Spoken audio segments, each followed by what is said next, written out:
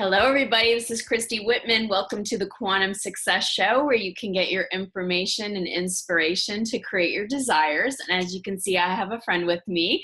This is the amazing Allie Brown. And for those of you that don't know about Allie, she has been dubbed the Entrepreneurial Guru for Women by Business News Daily. And she has created an Inc. 500 ranked global enterprise devoted to empowering women entrepreneurs. She was named one of Forbes' Women to Watch, one of Ernst & Young's Winning Women's Entrepreneur, an entrepreneur delegate for the United Nations Foundation's Global Accelerator. Allie was also featured on the ABC hit primetime show Secret Millionaire, which I remember watching, and she provides leadership and business coaching and advice to over 250,000 followers via alliebrown.com. in her social media channels and her Glambition Radio show, which I just was a part of on iTunes. So she was also named by Entrepreneur Magazine as one of the top 10 Twitter accounts. That's a mouthful. Top 10 Twitter accounts that every entrepreneur should. You don't really have to read this all. It's okay. I don't know what my team sent you, but like you're going through the whole thing. No worries. I think they get it. You're so sweet.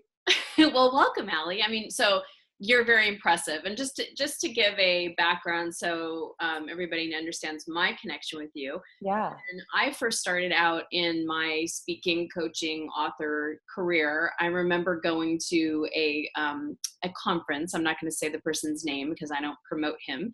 But I remember you came out on stage and it was so refreshing to see a woman that wasn't wearing a stuffy business suit with a stuffy haircut with, pantyhose, the whole thing. And you were like, I have long hair, and you were wearing like you had so much style. And I was like you made me take notice, and I paid attention to what you said, and everything you were saying was really about being yourself and really communicating who you are and letting your community know who you are.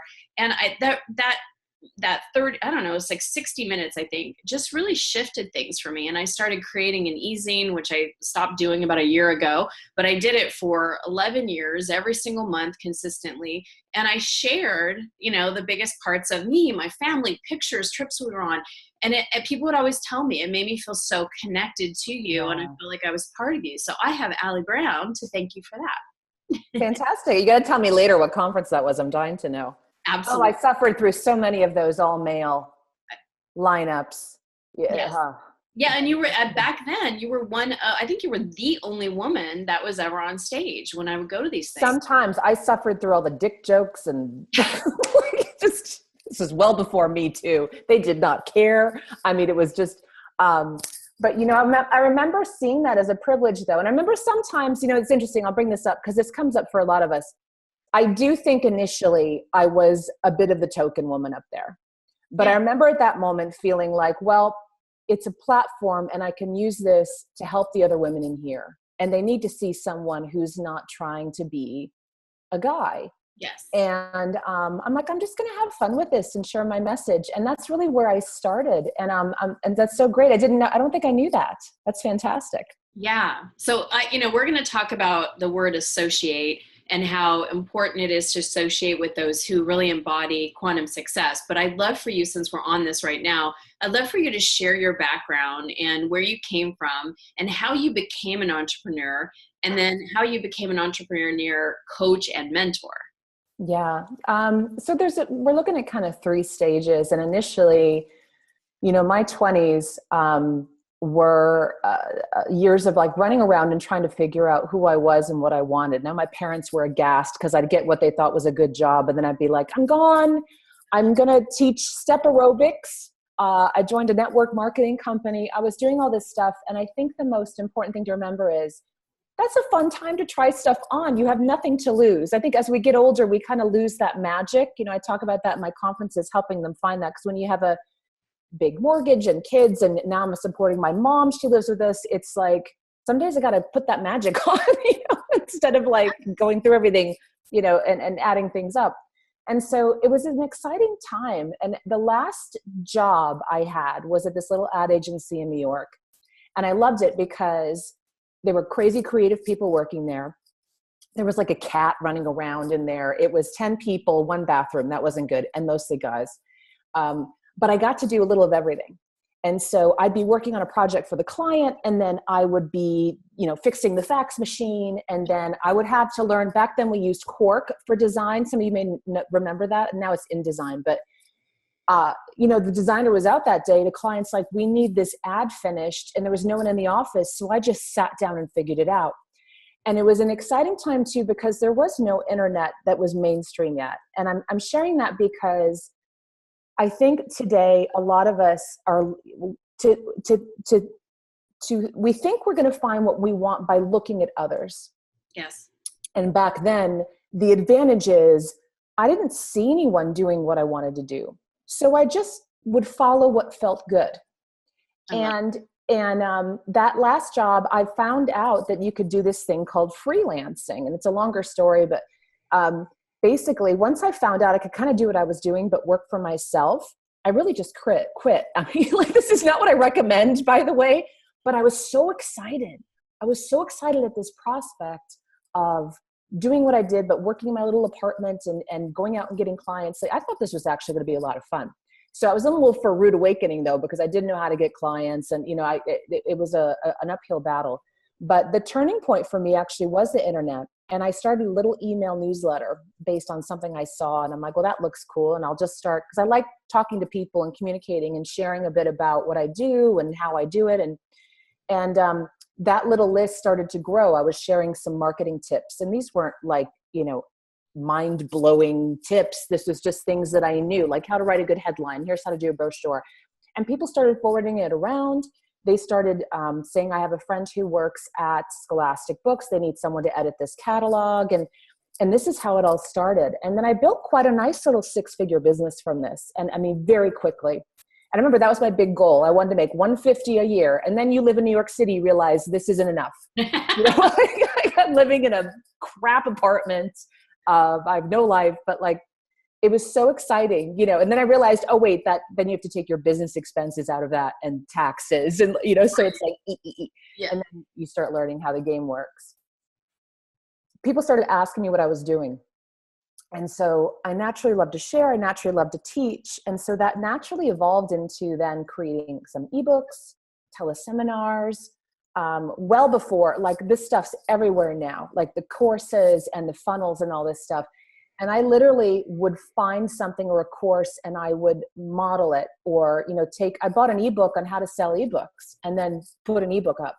It was just figuring it out. Yeah. And that's how I started moving into the coaching and mentoring. And I mean, I'd say I really took on my first client 15 years ago. And probably some of the names that you'd know today, actually. And I just would share what I knew. And that developed into the workshops and seminars and all that. Well, some of my dear friends like JJ Virgin and Lisa Sesovich, and I could go on and on, they bought your first program and sat in your, large programs and did private mentoring with you or group mentoring with you. And, they'll still say to this day, it was Allie Brown and the tracks that you put out for them. It was the path that you led for so many, not just women, men too, but especially women, where it was very dominated, especially in the speaking industry. And you were one of the first women on, if not people, on the internet, creating informational products to help you build a business, like you're saying. Yeah. And man, those were the days. I'm telling you, we could send out probably 10 emails and make $100,000. It was absolutely insane. The only thing you compare it to maybe is like the .com boom or the gold rush or something. You don't realize how amazing it was until today. Today, the great thing is the barrier to entry has been lowered.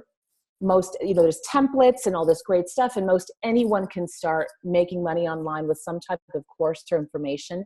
The downside is there's extreme saturation. It's a mess. And so when I saw that start to approach several years ago, I knew that something had to change. And that's when, I made what we call the sharp right turn. First heard that from Alan Weiss and I loved it. I'm like, oh, that just sounds so refreshing. Like you're on this jammed highway, like in Los Angeles, right? You're on like the 405 and then there's a ramp. It just goes up into the rainbow. And that's kind of how I felt, so I've gone through a lot of evolution since then, which you're aware of, but like, life's really good right now. I'm very happy. Well, it's true. That's what I love about you, is that you're not afraid to make the right, sharp right turn, and you have evolved, and it keeps changing, and it will continue to change. And, I want to say later in life, because you're still very young, but later you met your husband and then had kids and you had twins. Oh, it was later. That's okay. It was a long wait. Yeah, I met Brett when I was 41. I share this because my message is hope for all your women. It's hope if you've waited a long time. Got pregnant naturally and not quite planned at 41. And we have 5-year-old twins, totally healthy. It's been fantastic. And now they just started kindergarten. So I don't know about you, Christy, but like when the kids are this age, I'm getting fired up again. I feel this whole new level of energy. So I'm ready to like really pump up that next chapter. When the kids start going to school, it's like, it's such a sense of freedom, because we had our kids with us in Montreal for the summer, and it's constant, so I'm working. Yeah. What are you doing? And it's just, they feel them there too. Even if you don't hear them, you know what they're doing. They're always on your mind, right? Exactly. And so I get done with the client, and then I'll go see them, and they want more, so now it's like they're back in school, and I'm like, so quiet. Oh my God. On Monday, we were always like TGIM. Yeah. Brett and I high five. Like, awesome. That was a long weekend. Who are you? Totally. Brett and I have a little date night during the week. The week's more our time because we have good childcare. Yeah, we went to lunch yesterday, my husband and I. We were like looking at each other like, wow, there's not someone trying to get our attention or interrupting us. It was just, concentrated time. Totally. I love it. So, and I appreciate you saying that, because I have clients all the time say, well, I'm, approaching 38 and I haven't met him yet. And it's like, it's just a number. It doesn't matter. I had Alex when I was 38, Maxim 2 months before I turned 40. Bridget Nielsen just was on the cover of some Us magazine. Not that I read that crap, but that I do all the time. The nail salon. Bridget Nielsen. Do you remember her from the 80s? She just had a baby at like 56 or something. Yeah, there's no. Oh my gosh. And you know what? I just interviewed on my show, Glambition Radio. It was Sherry Salata. I don't know if you've interviewed her too. Yeah. So she said something that just stayed with me, and I love it. And she said, what if 50's the middle? And I wanted to cry. I wanted to cry because, as the clock's ticking, I just turned 47. It's funny because the kids are like really into counting now. And Jordy goes, what are you turning, Mommy? I said 47. He just goes 47, 48, 49, 50. I'm like, stop. Let's go there.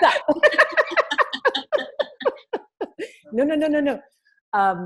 But you do start thinking like, have I done everything I wanted to do? It just puts a different perspective. But what I love about this age, and all you ladies have to listen, like, it just gets better. You get so clear on what you're interested and not interested in. And it's this feeling of complete clarity that if I could go back and had that, it would have given me, even more focus and confidence, but that's not how life works. So I agree. You and I are the same age. And I feel like as I'm getting older, it's like, I'm just so more clear what's a no and what's a yes. Yeah. I'm not willing to put up with the no. It's a big time saver. Oh. Yeah. Also who you want to be friends with, who you want to hang with, all of it. Yeah. It's like, this is my time. How do I want to spend it? And this goes perfectly with what we're talking about today is who do I want to associate with, right? Mm-hmm. Who do I want to associate with, and why do I want to associate with them? Because you become those that you are around, and the people that you have in your life, they do affect your energy, which then affects what you create. So I'd love to hear your perspective on that. Yeah. The big wake-up call for me, well, first, I first heard this quote years ago when I was still in that last job, actually.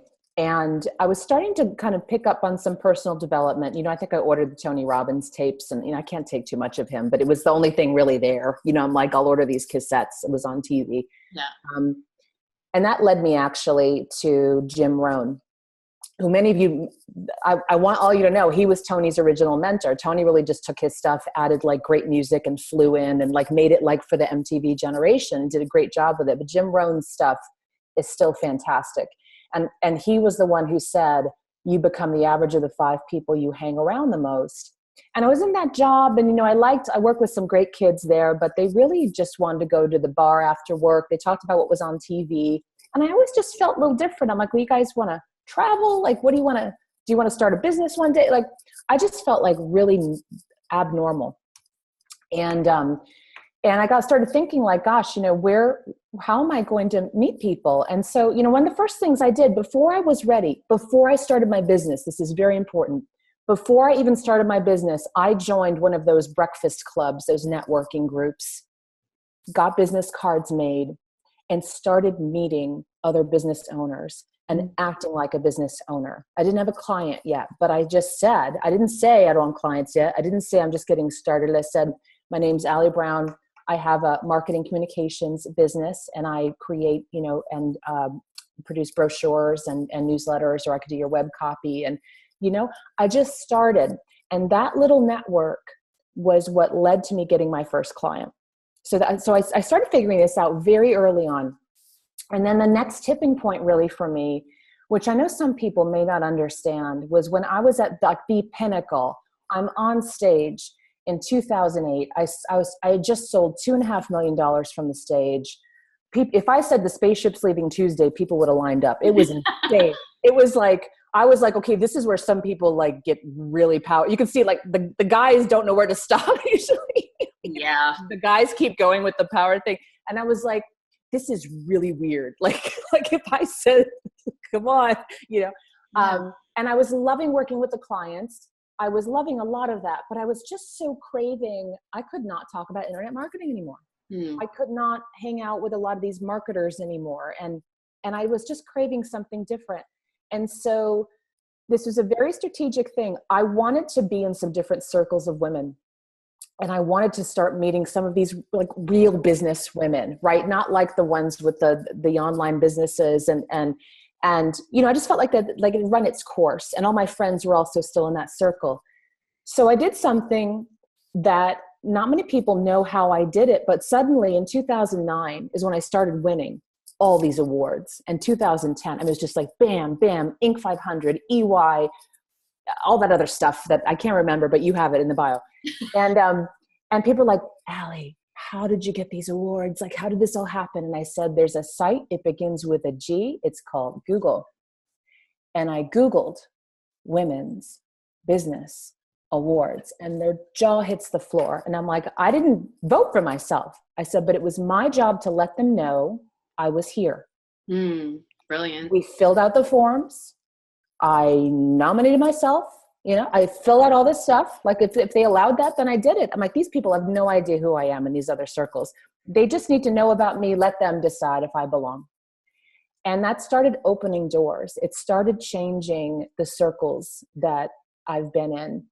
And it's very interesting because I still have conversations sometimes with some of the women that I coached, years ago. And I keep trying to get them to kind of come over to some other circles and other, places. And some of them, they're just quite comfortable there, and that's fine. But I always feel like women need to be around, especially even more than men. You need to be around other women who think differently. Yes. It's contagious in a beautiful, unconscious way. It's absolutely incredible. When I'm sitting in a room with, I know, Kara Golden's at a lot of events right now, but I was the first one to meet her. I met her in EY in 2012, and we became really good friends. She's CEO of Hint Water, if some of you don't know who she is. And, starting to hang out with women like her, and Jessica Heron from Stella and Dot, whose company's now valued at $1 billion. And I'm sitting in there going like, oh my God, like this room's unbelievable. Jamie Kern, who just sold It Cosmetics to L'Oreal for $1 billion. Wow. You can see that starts to rub off on me a lot differently in how I think. And also it rubs off on my coaching with my clients. And I think that's something good. When you're looking for a coach, you may want to hire a coach with a specialty and a very narrow process, who has an expertise. And there's other times you may want to work with a coach who has vast experience and connections in all these different industries and different ways of cross-pollinating ideas. And that's really my specialty now. People like, well, what's your specialty? It's really getting women to that next level, and typically out of how they've been doing things in their industry. and we disrupt that. And then what their great work is, what I call your iconic work, where that comes from. It doesn't ever come from just doing things better in your industry. It comes from you actually getting away from that, being around different types of people. So I love this conversation because it's something that women really, I think, unconsciously wrestle with, don't you? Like, they don't even realize they're hanging with the same friends. I had some people I loved, but I felt like I had to shrink to be around them. So I wouldn't, I don't know, not offend them, but you know what I mean, right? I do. Yes, I do. Yeah. And I also got tired of paying for lunch. So there was one of them. I was like, yeah, I just, to be point blank, but most of them, it was more of an energetic thing, and I'd still love them, bless them, see them occasionally. But it was a very conscious, strategic decision. Who do I want to be around? What kind of women and men and people do I want to be around? Absolutely. You just think differently. So it's almost like you can be expanded by other people in the way they think, because they are at a different, I don't want to say level, but it's like they have a different level of awareness and consciousness and have had different experiences. I mean, selling a business for $1 billion versus selling a business for $1 million, there's a huge gap there. And there's a different mindset that happens between here and there.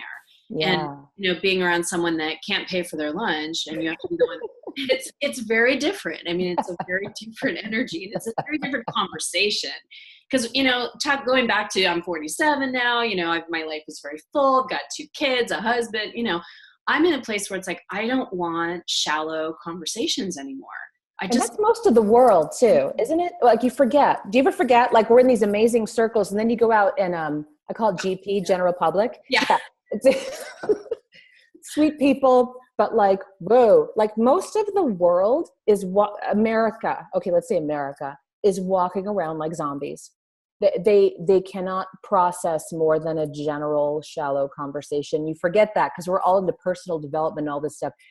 And so, it's the pool of people you are going to want to be around is smaller and smaller, but that's going to help you be a great leader, because some of you have to remember that you're here to lead. Some of you may be here to do that ground level work. We need both. We need people who don't want to be entrepreneurs. We need people who want to work for a company. Like, it's all good. But if you're watching this show, I mean, and you're following Christy, obviously, you're thinking at a different level. So you could still, hang with those people, love them, bless them. But I'm telling you, make a conscious effort in who you want to be around.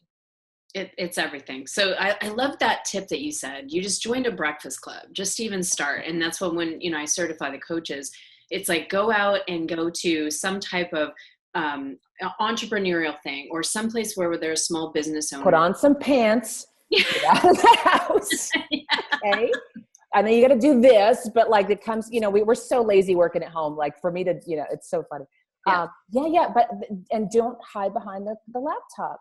Yes. Don't hide behind the computer. Don't you think that's hard to get people to do these days? Absolutely, because it's so easy. They think that they can just create an online business and do social media and that sort of thing. But there is nothing more impactful when you are face-to-face with someone, and you get to meet someone and you have a conversation, because so many people are on their phones or on their computer. They're doing social media, and it's not like real connection. And so when you're the one that can step out and go to these meetings and, network with people and really put yourself in a situation of, we've been, people have been talking about it since Think and Grow Rich, a mastermind, and being able to be around like-minded people and, think about what you want to do and have them, comment and give ideas about your ideas.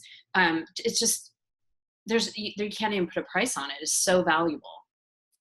Yeah. Absolutely. Well, Allie, I am just so grateful that you're here today. I know you have a gift, and we're going to put a link to it underneath the video. And also we're going to put a link to the Glambition Radio. It's a perfect title for what you do and who you are. I love that. It's like, because you're so ambitious, and it's so great to see all the different changes that you've made over the year, and you're glamorous, and it's like, and I love it. So it's like the two together is just such a perfect name for your show. Thanks. Yeah. But for being here, any last words that you want to share? Nope. The gift we have, and it's been up for a while. People love it, but it's an audio called "The Top 10 Success Secrets for Entrepreneurial Women." We still get so many comments on it. People write and said I was crying in my car. I'm like, oh my gosh. So it's still there, and it's fantastic. So I think you'll all enjoy that. Listen to the show. The biggest compliment I get on Glambition Radio is I just got this actually on Instagram. Someone wrote and just said, in a sea of voices that are all starting to sound the same, I'm so glad I found you. Oh. And I think that was I told Brett and I showed him that one. I'm like, this one made me a little teary. It was amazing. Yeah. And my favorite thing I do now is amazing conversations like with women like you and having you on the show. So my biggest advice is really follow what feels good. Stop listening to the shoulds. There's times with a business you have to do some things that you may not love or enjoy. I mean, no one loves taxes and all this stuff, right? I mean, there's some stuff you've got to handle. This is real life. We're on the ground. Yes. But we forget to just go where it feels really good. And that's where I am now. So, and I know where you are too, Christy. So this has been great. I feel like we could talk for like 3 hours. I know, right? Well, I'm in Scottsdale, so whenever, Yeah, I want to come see your cool new radio studio. Absolutely. Awesome. Thank you so much, Allie. So you guys leave us a conversation, leave us a comment, if I could talk, and leave us a comment so we can continue our conversation. Love to know what you're taking away, and be sure to follow Allie on Glambition Radio. You can go to glambitionradio.com. Thanks, Christy. Bye. Thank you for watching. Let me know what you thought. Leave me a comment below, and be sure to share and tag your friends. If you'd like more information on the book, go ahead and click here or in the link in the description below. And be sure to check out my other videos here and on this site.